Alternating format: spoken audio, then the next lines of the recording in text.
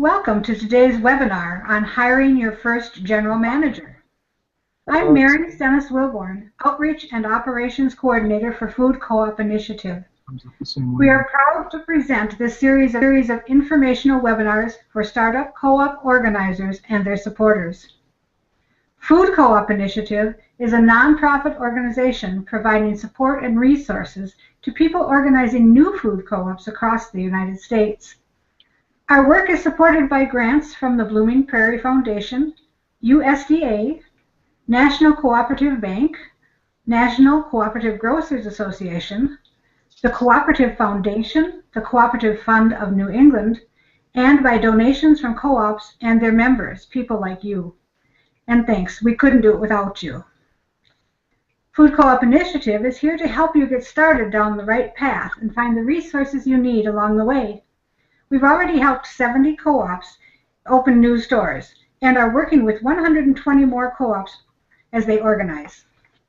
If you are just getting started, please give us a call to introduce yourself and learn more about our resources. Be sure to check out our website at foodcoopinitiative.coop, where you can find contact information and sign up for our mailing list. You are invited to ask questions during the webinar by clicking on the YouTube logo at the bottom of the video. You will need a Google or YouTube login. Give it a try now and say hi by introducing yourself. Stuart Reed, our Executive Director, is also participating today and will be monitoring questions. We will answer as many questions as possible at the end of the webinar, so please stick around. Today's webinar is being recorded and will be available soon along with the slides from the webinar archives at www.foodcoopinitiative.coop and on the Food Co-op Initiative YouTube channel. There, you will also find an extensive library of previous webinars that will help guide you from start to finish. For next month's webinar, we are proud to present how to raise your first $10,000.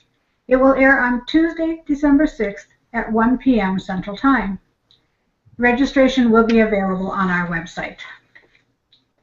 Today's presenter is Melanie Reed of CDS Consulting Co-op. Melanie has worked in natural food co-ops since 1996 and discovered her calling as a people developer and an advocate to small farmers, fair trade practices, and healthy food choices. For many years, she was the Human Resource Manager at Linden Hills Food Co-op in Minneapolis, and in 2004 joined the leadership team in the beginning phases of opening Just Food in Northfield, Minnesota. There, she was promoted to General Manager in 2008. She is now a member of CDS Consulting Co-op, where her areas of expertise include fostering organizational culture, improving human resource practices, and leadership development.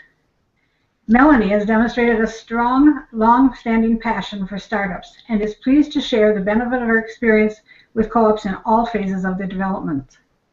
We hope you enjoy today's webinar, and please join us in welcoming Melanie Reed. Good afternoon. Welcome everyone to the webinar, and congratulations on getting to wherever you are in your startup process. We'll get started with the objectives of our webinar.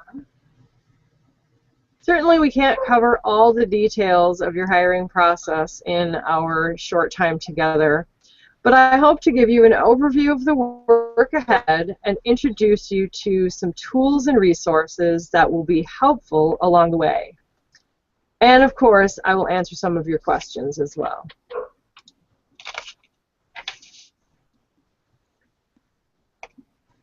First things first, the Hiring a General Manager Toolbox will probably become your new best friend and your constant companion. Order one today if you haven't already. The Toolbox is available through CGN or Cooperative Grocers Network, and the details will be given to you at the end of this presentation as to how you can get a hold of your own copy of this valuable resource.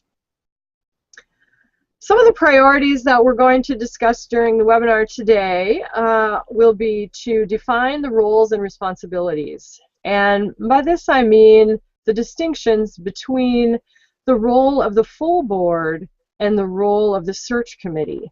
And those are going to be a little different throughout your process. So we're going to talk a bit about that. We're going to talk about the importance of forming a search committee. The search committee should be made up of 2 to 3 board members and potentially 1 to 2 at-large co-op community members as well. This is going to be a really key working group. So we're going to talk a little bit more about that. We're also going to talk about documenting the process timeline. Now, the timeline may change along the way, but this document will help to keep the process on track as you move through the different phases. We'll also talk about determining qualifications. This is of utmost importance. Knowing what you're looking for in your candidates is essential to finding the right general manager for your co-op. And spreading the word.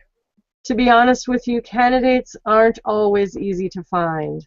And the wider you can spread your net, the more likely you will be to find what you're looking for in your candidates. So let's move on to talking about responsibilities of the board of directors.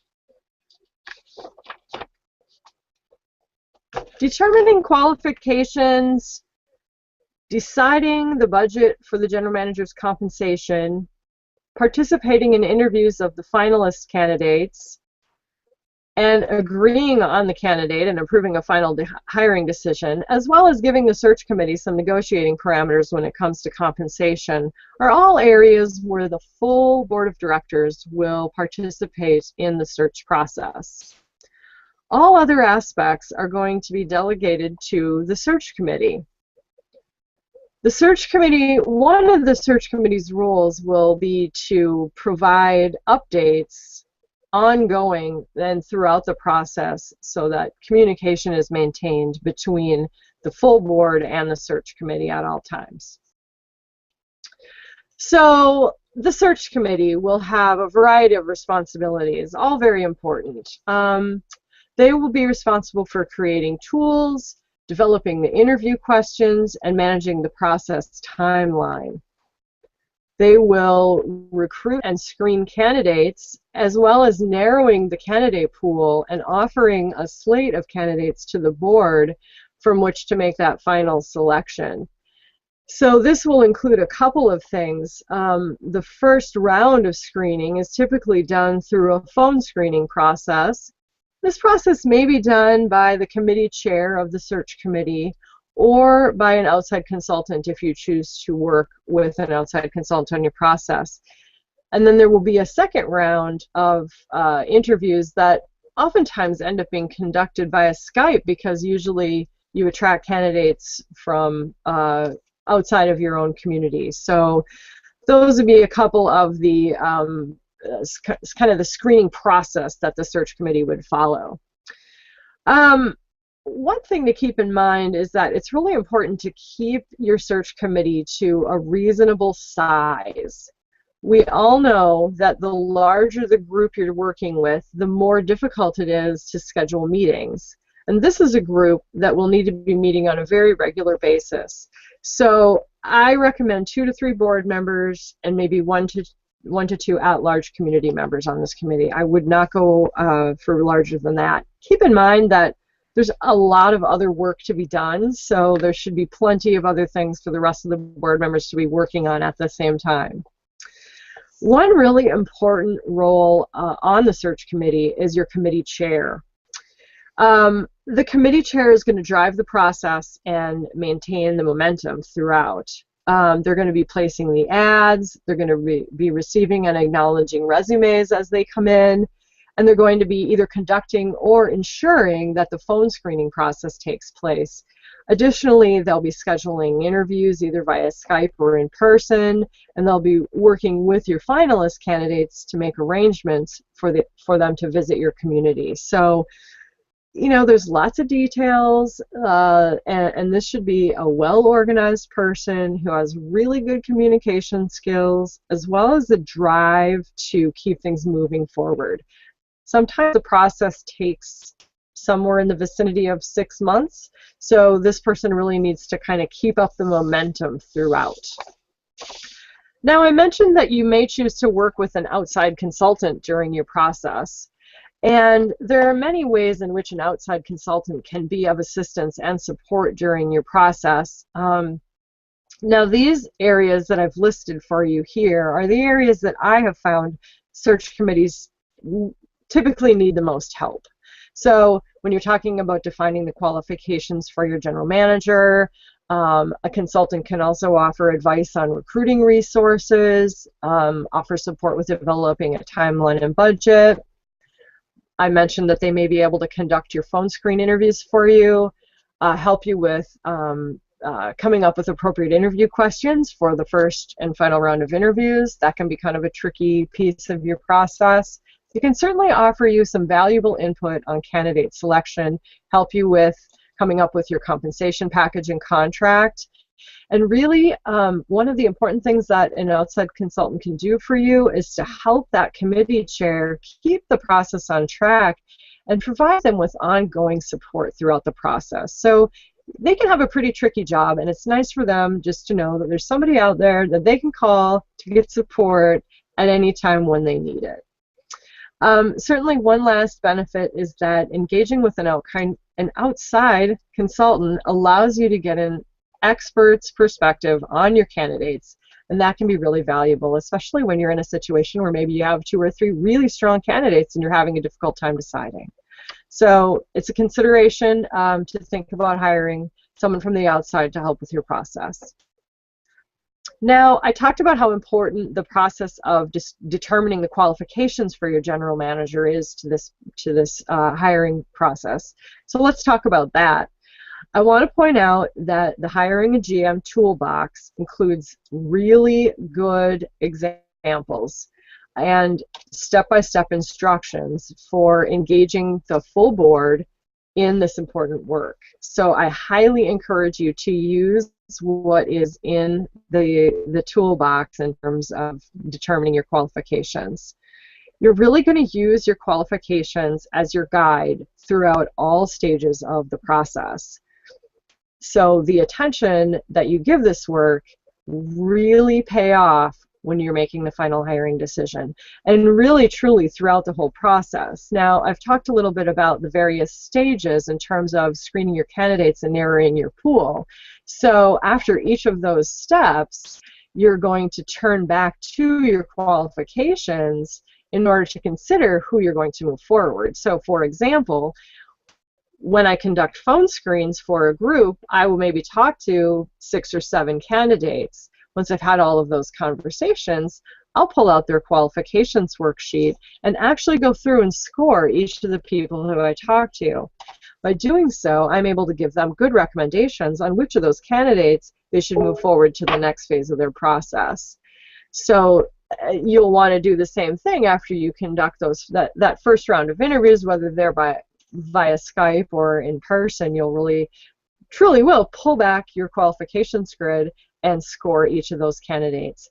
This will really help you decide which are the very best candidates that you're going to send forward to meet in person with your full board and be considered for the position. So really, really, really key, very important to include everybody in determining what these qualifications are going to be. I want to talk about compensation. Now, compensation is obviously very important, and you really want to start thinking about compensation early in the process. I really do not recommend waiting until you have found your best candidate and you're ready to offer that person a job before you start thinking about what you might offer them for compensation. So what you might want to do is delegate the work of kind of studying compensation or gathering some information about compensation to a couple of people on your hiring committee. Now, there are several factors that you'll want to consider. Certainly one factor is what other co-ops are paying, and you'll want to look at co-ops that are in a similar size range to the size that you're hoping to open at once you get your doors open. You'll want to look at what your local labor market is paying.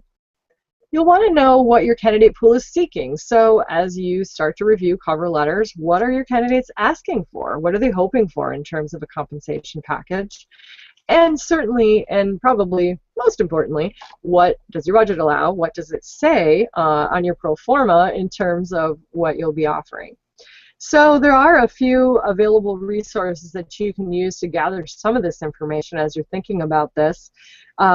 Online, you can use the Bureau of Labor Statistics website, and that'll help you find information for your region. And sometimes it's difficult to find an exact match. You're probably not going to go in there and find co-op general manager, but you can certainly dig around and find some good information that will guide your decision. The State Department of Employment Security is another one you can turn to, and there are also some really helpful online cost of living comparison tools that you can look at. And lastly, if you do choose to work with CDS Consulting, we have access to a general manager compensation database, and we can actually provide some really helpful information and guidance in terms of what general managers in similar sized co-ops are being paid, and that can be really helpful to have that information in your hands. Beyond base salary, there are other things to consider. Certain benefits are really kind of expected in a candidate at this level. So I recommend a minimum of 3 weeks of paid time off as part of an initial package. I also suggest strongly considering medical insurance as well as some type of retirement savings option. And there are a variety of things you can choose from there. Other benefits are certainly going to come with time, and it will be part of the general manager's job to figure out what the benefit package is going to look like once you get a little bit further down the road in your process and you're getting ready to hire your staff. Your GM will develop further that package, and of course they'll be able to participate in some of those benefits that get added at that time, but this is just kind of a basic starting point. As far as performance bonus, I really suggest waiting on a performance bonus until year 2 or even maybe year 3, kind of depending on how the financials of the co-op are doing at that time. There's just so many factors that are really hard to control in that first year that it really just doesn't make sense to start out with that right away. I do, however, recommend some type of a relocation bonus. This can be really helpful for people who are finalists who are coming in from out of town and looking at the expense of moving. And there are certainly some tools online that you can use to determine what a reasonable amount for a relocation bonus might be. So I would highly encourage you to think about that. And then lastly, don't underestimate the importance of the intangible benefits. Many people who work in the cooperative sector are driven by these intangibles. A lot of times people will say, well, you know, I'm really not motivated by money. So looking at things and thinking about, you know, career advancement opportunities and autonomy. So if I'm, say, a store manager at a fairly good-sized co-op, I might be ready to take that next career step, and I might be feeling like I'm interested in a little bit more autonomy. I kind of want to run my own show. So being a general manager of a startup might be a really great next step in my career. There's also the community aspect. And, you know, I mean, you're all opening a new food co-op, so you feel it, you understand how important that is and the really positive impact that this food co-op is going to have in your community. So being a part of that can be really exciting for people when they're thinking about the next step in their career. So that's a good thing. And also just the challenge of it. It is really challenging, and it's also really, really rewarding. So those kinds of things are really important to a lot of people working in the cooperative sector. Now, lastly, I want to mention something that sometimes people don't think about, and it is really very important, and that is the importance of the board general manager relationship. And just to remember that that relationship really starts during the hiring process. So when people are coming in to meet with your board and thinking about whether or not they might want to work for your board, make sure that, you know, you're doing all the things right. You're speaking with one voice, you're getting along, you're, you know, relatively well organized, and that, you know, you're you're starting that important board general manager relationship off right, even during the recruiting process. You know, I really think that the whole hiring process is really a two-way decision. So not only are you interviewing people and trying to decide who might be the best fit for your organization, but bear in mind that your candidates are probably interviewing with more than one organization, and they're also trying to decide which organization is going to be the best fit for them. So really, they're interviewing you just as much as you are interviewing them. So that's important to keep in mind. Now, let's jump to recruitment and talk about where you might find the talent that you're looking for. I can't stress enough the importance of really showcasing your community during your hiring process. You know, I think it's really important to let people know why your town is awesome and why they would want to move there and be the general manager of your brand new co-op. I'm sure that every community has lots of great things, and you really need to talk about that. The other thing that's really important is to spread a really wide net. You really just don't have any idea where your general manager is going to come from. So spread the word far and wide, and really use all your networks. Reach out to anyone and everyone to help you spread the word. With social media use, you can spread the word really, really, really quickly and to a really wide audience without too much trouble at all. So really take advantage of all those networks that you're connected into. Specifically, some places where you might want to advertise. Certainly the Cooperative Grocer Network, both the website and the magazine, are probably your best resource in terms of where you want to advertise. Many people who are looking for jobs or careers in the cooperative industry turn to the Cooperative Grocer Network for job postings and job information. Certainly your co-op's website, you're going to, of course, want to advertise on your own website, and certainly you'll want to direct people to your website from other sources where they might find your postings, so directing them to learn more about the position on your website. That also gives them a chance to kind of explore your co-op and your community at the same time, so that's definitely a must. Also, depending on the timing, the CCMA conference that happens every year in June is a super great place to network and find candidates. So I would encourage you to, you know, make some signs or fly some flags while you're participating in CCMA and see if you can't drum up some interest in your co-op that way.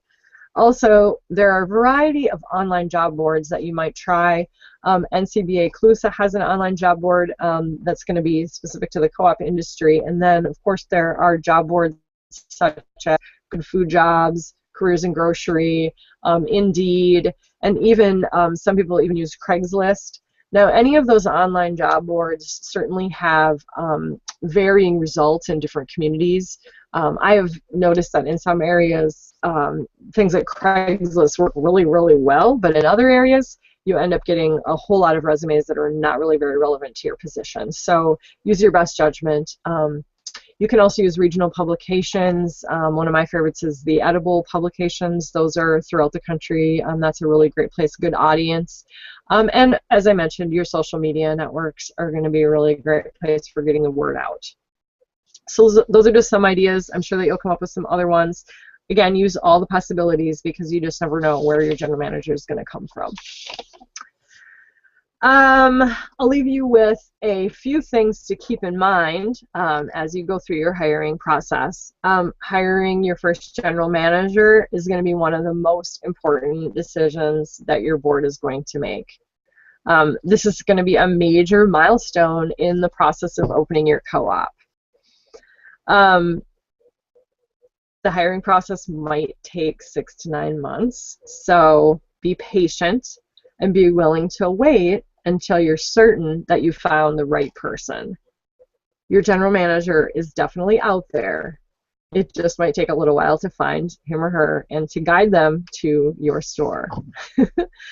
A search committee is essential, And as I mentioned, there's a lot of other work that the board will need to accomplish while the GM is being hired. So no one is going to be left out of the process. Everyone will participate at some level, but keep your search committee to a reasonable size so that you can actually get the work done in a timely manner.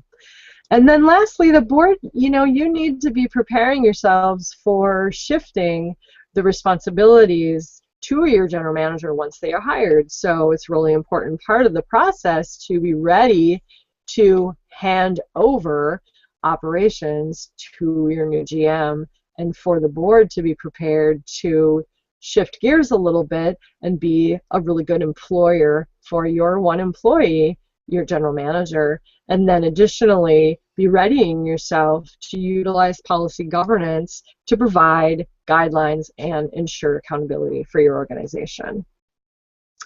I want to leave you with a few resources. I promised that I would give you the information on obtaining the Hiring and General Manager Toolbox, which is available through cgn.coop. And if you haven't already, I would encourage you to order your toolbox today. And then there are some additional webinars and recorded workshops that you might want to watch as well. Those are available through the CDS Consulting Co-op website, and some information provided there for that. So thank you so much for attending and for listening, and do feel free to contact me anytime for further information or support with your process. And best of luck to you in finding your first general manager. Thanks, Millie. That was great. We have time for some questions, and so be sure to post them on the YouTube comments bar, and we'll get those to Melanie. First one is, if we can't find somebody from a food co-op to hire, should we look at people from retail or grocery stores? Yes, absolutely. It is not essential that you hire a general manager who comes from another co-op. Certainly it's nice, and there are some advantages, but there are a lot of great people out there working in conventional grocery stores and even working in more just general retail environments that have great experience and would make terrific general managers for you. So yeah, definitely keep your options open. Okay, we're looking for some more questions, folks. There's plenty of room.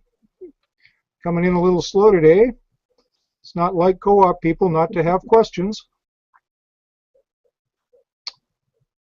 Well, I guess if that's the way you're going to be, we may have to call it a day.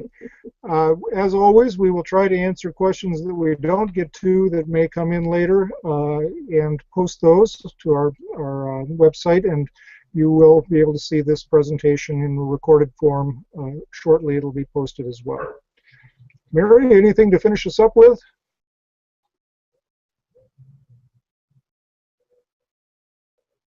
Nope, I might have caught Mary off guard. Well, thanks everybody for coming. As you can see up on the screen now, our next webinar is on Tuesday, December 12th. How to raise your first $10,000, and I'll be doing that with some help from Mary. This is Stuart Reed saying thanks once again from Food Co-op Initiative.